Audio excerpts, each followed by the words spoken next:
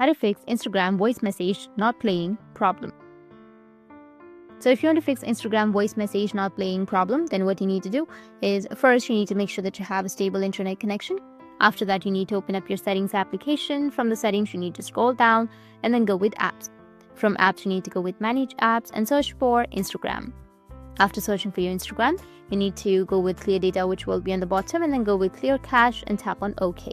Once you clear your cache, you need to go back and then open up your Play Store or your App Store and search for Instagram. After searching for your Instagram, if you have any updates on your Instagram, you just need to simply go and update it. After updating your Instagram, you need to open it. Once you open up your Instagram application, you need to go with your profile, which will be on the bottom, and then go with the top right, which has that 3 horizontal lines.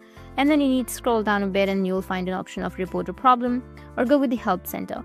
Under the help center, you need to tap on report a problem and go with report problem without shaking. Go with don't include. And here you need to briefly explain what happened. So you need to write that my Instagram voice message option is not showing up, or I'm not being able to play the voice message on my Instagram. Please help my account as soon as possible.